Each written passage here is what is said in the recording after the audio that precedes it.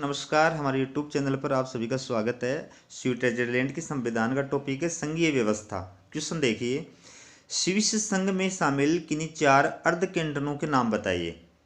तो ओबवाल्डेन, निडवाल्डेन, inner अपेंजेल, outer अपेंजेल। वहाँ पर 2 प्रकार के कैंटन है। टोटल वहाँ पर 23 कैंटन है, जिसमें 20 पूर्ण कैंटन है और 6 अर्ध कैंटन है। तो अर्ध कैंटन कैंटन का मतलब वहाँ पर राज्य होता है।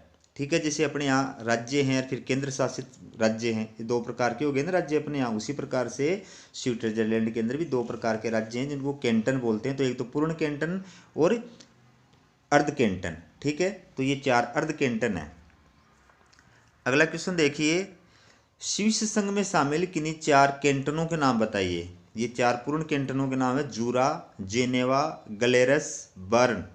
ये 4 पूर्ण कैंटन है। तो पूर्ण कैंटन और अर्ध कैंटन का जो अंतर होता है कि संविधान संशोधन वाले विधेयक पर पूर्ण कैंटन का 2 मत गिना जाता है, अर्ध कैंटन का 1 मत गिना जाता है। और द्वितीय सदन में जो प्रतिनिधित्व दिया जाता है कैंटनों को, राज्यों को, तो उसमें पूर्ण कैंटन के 2 प्रतिनिधि चुन के भेजे जाते हैं, अर्ध कैंटन का 1 प्रतिनिधि चुन के भेजा जाता है। इस प्रकार से पूर्ण कैंटन और अर्ध कैंटन का अंतर किया जाता है। अगला क्वेश्चन देखिए, स्विस राज्यमंडल में शामिल कैंटनों की संख्या बताइए।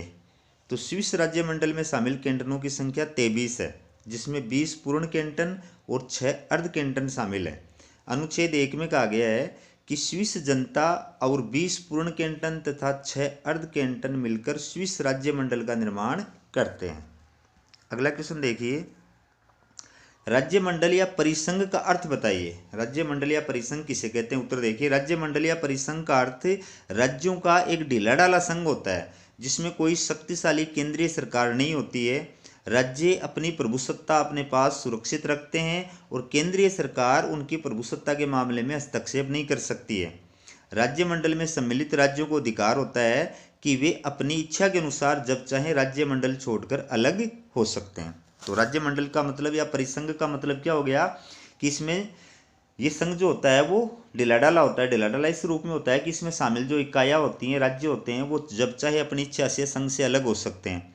फिर इसमें दूसरी बात क्या होती है, इसमें राज्य संप्रभु होते हैं और राज्य जो केंद्र सरकार शक्तिशाली नहीं होती है, राज्य सरकारें जो होती है वो शक्तिशाली होती हैं।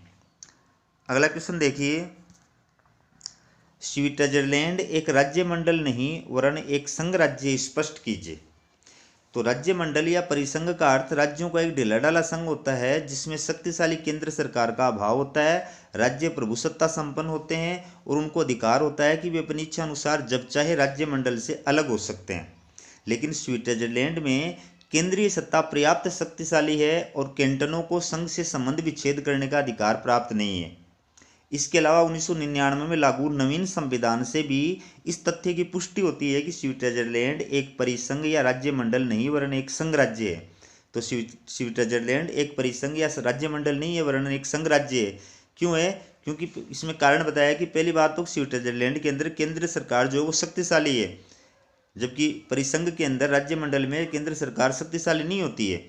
दूसरी बात क्या बताइए कि कैंटनों को संघ सरकार से अलग होने का अधिकार नहीं है, जबकि परिसंघ के अंदर राज्यमंडल के अंदर राज्यों को संघ सरकार से अलग होने का अधिकार होता है। ठीक है, अगला क्वेश्चन देखिए, स्विट्जरलैंड की संघीय व्यवस्था के कोई 5 प्रमुख लक्षण बताइए।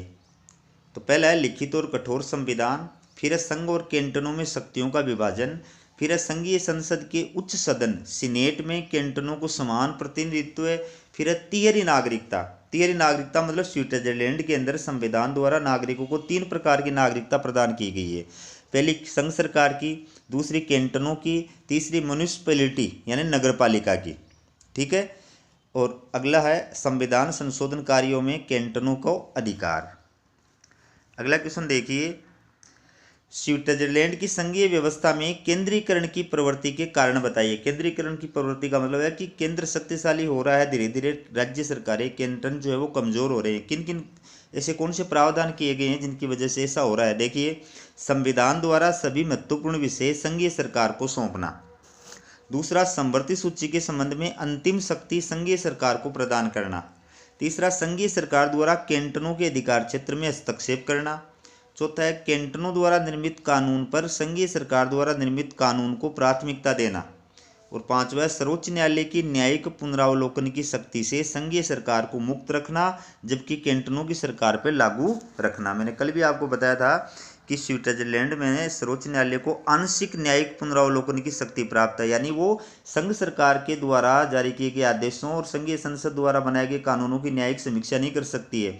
वो सिर्फ कैंटनों की सरकार द्वारा बनाए गए कानूनों और आदेशों की ही न्यायिक समीक्षा कर सकती है और उनको अवैध घोषित कर सकती है। अगला क्वेश्चन है, स्विट्जरलैंड में संघीय सरकार और कैंटनों की सरकारों के मध्य किए गए शक्ति विभाजन को समझाइए। तो जैसे अपने देश के संविधान में केंद्र और राज्यों के बीच में शक्तियों का विभाजन किया गया, 3 सूचियां बनाई गई है, संघ सूची, राज्य सूची, समवर्ती सूची। इस प्रकार से स्विट्जरलैंड के अंदर भी केंद्र और राज्यों के बीच में शक्तियों का विभाजन किया गया है। तो देखिए किस प्रकार से किया गया है। देखिए, स्विट्जरलैंड में संघीय सरकार और कैंटनों के मध्य शक्तियों का विभाजन इस प्रकार किया गया है। पहला, संघीय अधिकार, तो इसमें शामिल विषयों पर संघीय सरकार को कानून बनाने का अधिकार है। फिर है समवर्ती अधिकार, इसमें शामिल विषयों पर संघीय सरकार और कैंटनों की सरकार दोनों को कानून बनाने का अधिकार है। फिर है विभक्त अधिकार, इसमें संघीय सरकार और कैंटनों की सरकार के मध्य विषयों को बांट दिया गया है। ठीक है, विभक्त अधिकार मतलब कुछ विषय कैंटनों को प्रदान किए गए हैं, कुछ विषय संघ को प्रदान किए गए हैं, तो दोनों को वो अधिकार दिया गया है। तो इसमें विषयों को बांट दिया गया है। जैसे संधि, तो संघ सरकार भी दूसरे देशों से संधि कर सकती है, प्लस कैंटनों को भी अधिकार है कि वो अपने पड़ोस में स्थित कैंटन से या अपने पड़ोस में स्थित जिसकी सीमा किसी दूसरे देश से लगती है उसके साथ वो संधि या समझौता कर सकता है। फिर है अवशिष्ट शक्तियां, इसमें शामिल विषयों पर कानून बनाने का अधिकार कैंटनों को प्रदान किया गया है। अगला क्वेश्चन देखिए, स्विस संघ और अमेरिकी संघ के मध्य समानताएं बताइए। दोनों देशों में संघात्मक शासन व्यवस्था है, तो दोनों की संघात्मक शासन व्यवस्था का कंपैरिजन किया गया है। समानताएं देखिए, पहले अमेरिका में भी संघ निर्माण से पूर्व राज्य मंडल था और स्विट्जरलैंड में भी संघ निर्माण से पूर्व राज्य मंडल था। दूसरा, स्विस और अमेरिका दोनों संघ राज्यों में शक्ति विभाजन के लिए गणना तथा अवशेष के सिद्धांत को अपनाया गया है, जिसमें केंद्र की शक्तियां लिखित हैं और अवशिष्ट शक्तियां राज्यों को प्रदान की गई हैं। गणना और अवशेष का सिद्धांत क्या होता है, अमेरिका वाले संविधान के क्वेश्चनों के अंदर आपको बताया हुआ है। गणना और अवशेष का सिद्धांत का मतलब होता है कि जिसमें संविधान के द्वारा संघ सरकार की शक्तियों की गणना कर दी जाती है। ठीक है, उनका उल्लेख कर दिया जाता है और जो उल्लेख करने से वंचित रह गए विषय मतलब अवशिष्ट विषय जो होते हैं वो राज्य सरकारों को प्रदान कर दिए जाते हैं। तो अमेरिका और स्विट्जरलैंड दोनों केंद्र और राज्यों के बीच में शक्तियों को का बंटवारा करने के लिए इस सिद्धांत को अपनाया गया है। तीसरा है, दोनों संघ राज्यों में संघीय व्यवस्थापिका के द्वितीय सदन में छोटी बड़ी सभी राज्यों को समान प्रतिनिधित्व प्रदान किया गया है। यानी दोनों देशों में क्या किया गया है, संघीय व्यवस्थापिका, जैसे अमेरिका में संघीय व्यवस्थापिका कांग्रेस है, उसका दूसरा सदन सीनेट है, तो सीनेट में सभी राज्यों को समान प्रतिनिधित्व प्रदान किया गया है। प्रत्येक राज्य से 2-2 प्रतिनिधि चुनकर जाते हैं। इसी प्रकार से स्विट्जरलैंड के अंदर संघीय व्यवस्थापिका जो है उसको बोलते हैं संघीय संसद, उसके दूसरे सदन का नाम है सीनेट। तो सीनेट के अंदर सभी कैंटनों से बराबर सदस्य संख्या प्रतिनिधि चुन के जाते हैं। पूर्ण कैंटन से 2 प्रतिनिधि चुन के जाते हैं, अर्ध कैंटन से 1 प्रतिनिधि चुन के जाता है। ठीक है, फिर है, दोनों संघ राज्यों के अंतर्गत राज्यों के अपने पृथक संविधान है। अगला क्वेश्चन है और लास्ट क्वेश्चन है, देखिए, स्विस संघ और अमेरिकी संघ के मध्य असमानताएं बताइए। तो समानताएं तो देख ली, अब असमानता देखिए, अंतर क्या क्या है दोनों की संघीय व्यवस्था में। पहला है, अमेरिका में संघीय कानूनों को संघीय सरकार के अधिकारी ही क्रियान्वित करते हैं, जबकि स्विट्जरलैंड में संघीय कानूनों को कैंटनों के अधिकारी क्रियान्वित करते हैं। दूसरा अंतर देखिए, अमेरिका में संघ सरकार जनता पर सीधे कर लगा सकती है, लेकिन स्विट्जरलैंड की संघीय सरकार जनता पर सीधे कर नहीं लगा सकती। तीसरा है, अमेरिका का सर्वोच्च न्यायालय न्यायिक पुनर्निरीक्षण का अधिकार रखता है, लेकिन स्विट्जरलैंड का सर्वोच्च न्यायालय आंशिक न्यायिक पुनर्निरीक्षण का अधिकार रखता है, जो मैंने भी आपको बताया था। चौथा है, स्विट्जरलैंड में संघीय स्तर पर संघीय न्यायपालिका के अधीन अन्य अधीनस्थ न्यायालय नहीं है, जबकि अमेरिका में संघीय न्यायालय के अधीन अन्य अधीनस्थ न्यायालय भी स्थित है। यानी संघीय स्तर पर स्विट्जरलैंड के अंदर तो क्या है कि एक ही न्यायालय है, वो है संघीय सर्वोच्च न्यायालय, और अधीनस्थ न्यायालय नहीं है संघीय स्तर पर।